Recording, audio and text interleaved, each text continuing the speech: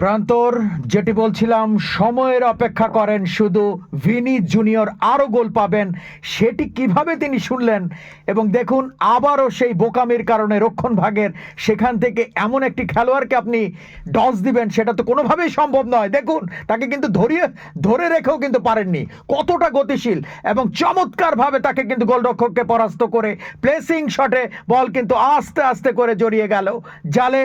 Vini 2, Brazil 2, Scotland 0।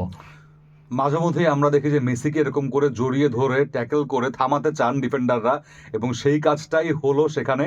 But Vinicius junior, Real মাদ্রিদের winger, এসে যেভাবে ব্রাজিল দলে আধিপত্য দেখাচ্ছেন, মাদ্রিদ ফ্যানরা খুশি, অবশ্যই পরের মৌসুমের জন্য ব্রাজিলিয়ান ফ্যানরা খুশি, উজ্জীবিত, উদ্বেলিত। বাট সেখানে রেফারি আই গেস গোলটা চেক করবেন যে ছোট্ট একটা ট্যাকেল সেখানে করেছিলেন কিনা তিনি স্কটল্যান্ডের নাম্বার 13 জ্যাক হেনরিকে। এবং সেই চেকটা দেখা হচ্ছে যে যখন ভিনিসিয়াস জুনিয়র পেছন থেকে আক্রমণে গিয়েছিলেন, তিনি কি বলের জন্য গিয়েছিলেন নাকি সেখানে তার পায়ে খানিকটা আঘাত লেগেছিল সেটা দেখবেন। But I am very much clear যে দেখে মনে হচ্ছে না। এবং সেই জ্যাক হেনরি তিনি পায়ে খানিকটা নিজেই নিজের জন্য ব্যালেন্সটা হারিয়েছেন সেখানে, ছোট্ট করে অফ ব্যালেন্স হয়ে গিয়েছিলেন, এবং সেখান থেকে ভিনিসিয়াস জুনিয়র বেশ ভালো মতো সুযোগটা কাজে লাগিয়েছেন।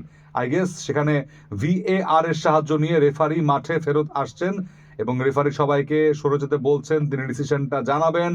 এবং সেই থার্ড রেফারির ডিসিশনটা, গোলটা দেবেন কি না রেফারি, স্কোর লাইন কিন্তু 2-0 মাইক্রোফোনে জানিয়ে দিচ্ছেন।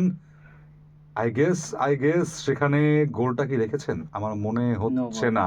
নো গোলই যাবে। No goal, yes. অর্থাৎ ভিনিসিয়াস জুনিয়র আই গেস গোলের আগে ছোট্ট একটা ট্যাপ ইন করে